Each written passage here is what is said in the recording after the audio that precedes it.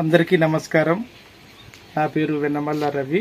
ఆయుర్వేద అభిమానులకు ప్రతి ఒక్క వ్యూవర్స్కి ఈ ప్రపంచంలో కానీ తెలియజేయందంటే, ప్రతి ఒక్క మాసంలో కానీ ఆయా యొక్క ఋతువును బట్టి వచ్చే పండుగలు కానీ, అందులో వచ్చే పండుగ ఇప్పుడు దాదాపుగా ఒక ఋతువును బట్టి, ఒక నెలను బట్టి, ఒక కాలాన్ని వర్షాకాలం వచ్చే పండుగ ఏంటంటే ముస్లిం యొక్క వాళ్ళది ఏంటంటే అతి ముఖ్యమైన పండుగ మొహరం అండి.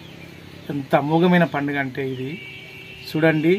మన శరీరంలో ఎలాంటి యొక్క చెడు కొలెస్ట్రాల్ కానీ ఎలాంటి ఉన్నా కానీ అలాంటి పండుగలు జరుపుకున్నప్పుడు కానీ దాని చుట్టూ తిరిగే ఒక గుండం చుట్టూ తిరిగే యొక్క పద్ధతి కానీ, దాని చుట్టూ ఆ మంట మండుతుంటే దాని యొక్క నైట్ పూట కానీ ఎప్పుడైనా కానీ దాని కాంక చేసుకుని తింటే మన శరీరంలో ఉన్న యొక్క సప్తధాతులన్నీ కూడా మంచి ఆరోగ్య రూపంలోకి వచ్చే అవకాశంగా ఉంటాయి.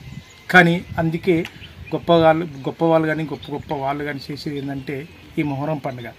అంతేకాకుండా మొహరం పండుగ సందర్భంగా ఈ దేవుళ్ళన్నీ, ఇది రడా హుసేన్ని, కునసాబ్ అని, బోలే సాబ్ అని వీళ్ళు దేవుళ్ళు కనుక తెలుసుకునే ఈ యొక్క దేవుళ్ళ వాటికున్న యొక్క ఔషధ గుణాలు చూడండి. సైదాక్ దండని, గులాబీ దండని, తెలుపుతోని యొక్క ఆ పూలతోని వచ్చేటి ఎంత అమోఘమైన అంటే మన శరీరంలో అవి వాటితో వచ్చే ఒక సువాసన గల విదజల్లే గల యొక్క ఔషధాలు మనకు తెలియకుండానే మనం శ్వాసించి ఎంతో ఆరోగ్యంగా పొందే అవకాశంగా ఉంటుంది.